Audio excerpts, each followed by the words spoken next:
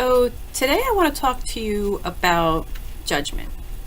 And this is a huge field because it could be, the judgment we have towards others, the judgment we have to ourselves. I mean, the judgment we have towards others, that's a whole another issue on itself.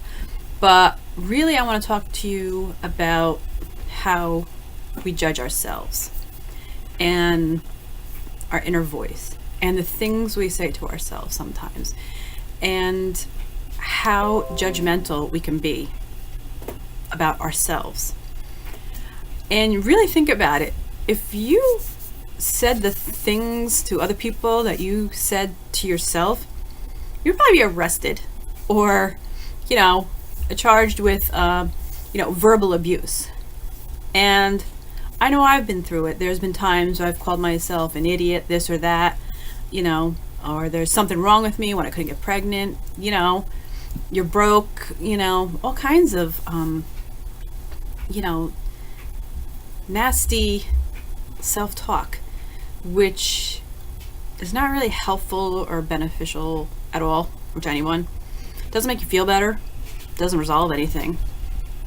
So, and why do we do it? I think as women sometimes we're just so hard on ourselves, and nothing we do is really ever good enough. And it's across all boards. If you can't get pregnant, it's, there's something wrong with me, I'm broke, I'm this, I'm that. And then if you are a mother, you judge yourself about that, and you're not good enough. And we always somehow seem to find something to pick ourselves apart about, right? It could be career. I could have done a better presentation. I could have worked harder on it. It's always something. And why? Why are we so judgmental of ourselves? So when I was in training to become a life coach, we learned about what they called the Gremlin. And the Gremlin is basically, he's our inner critic, and his job is solely to tell us how bad we are, and negative Nancy, right? He, no matter what we do, his job is basically to belittle us and tell us, we're not good enough, we're not smart enough, we're not whatever it is. So what we did is we learned to name the Gremlin. Come up with a name for the Gremlin, and not somebody that you don't like, okay? But come up with a name. And sometimes just merely knowing that you have this little gremlin and giving it a name can take some of the power away.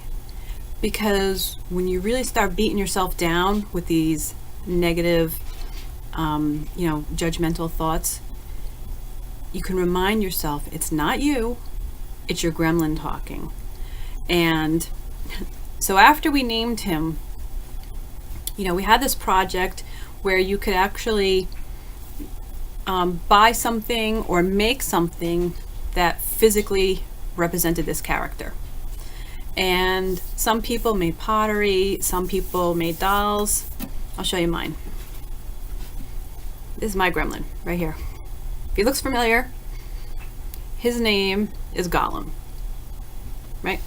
And the reason I got him and named him that is because Gollum basically represents all that is wrong, well, not hobbits in this case, with humans, right? The bad side of humanity and all that is wrong, and all he does is preach hate and everything else. So to me, he really represented this gremlin inside of me that was always telling me the worst of myself and what was wrong with me. So I named him, and now I have this doll, and I sit him on my desk when either I'm working on a project or something and I'm getting stuck, because I do have a tendency to get, frustrated and angry with myself. Like, what's wrong with you? Why can't you figure this out, right? Problem, solution. What is wrong with you? So what I do is I look at him, and I know that's him talking, not me. Because I know eventually I will come up with a solution, whether I have to walk away for a little while, go somewhere else, go another room. Once I come back to it, I will have the solution. But I leave them on my desk as a representation of knowing that's not me. It's not me. That's him talking. And another great example of this is I recently received a letter from somebody, and in the letter it said all these wonderful things about me, which was so eye-opening because it's nothing that I see in myself. A great mom and a businesswoman and all these wonderful things that I don't give myself any praise for.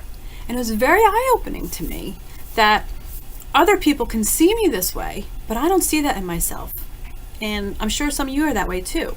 So when I got the letter and read it, I kind of was taken aback by people actually see me this way, because that's not how I see myself a lot of the times. So it was very eye-opening and refreshing and reminded me about my gremlin, to remember to focus that energy on him. Let Gollum know that's him talking. That's not me talking. And it helps, and it really helps. So I hope my little judgment gremlin talk today is helpful to you, and I hope you'll use it, because I know we as women are so hard on ourselves, and especially when we're going through something so difficult like infertility or trying to conceive. We are our hardest and worst critic, and we are so judgmental of ourselves and how broken and beaten and just used up we are. And we're not. We're none of those things. That's what he's saying. You're none of those things. You're amazing the way you are. So if you're really going through it, try to use this technique. You might not have to go buy a doll. I just like it.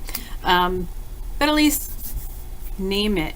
And so that it's in your conscious mind.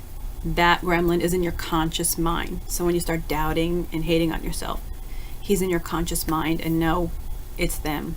It's that. It's not you. So I hope that helps, and I'll look forward to talking to you soon. Thanks.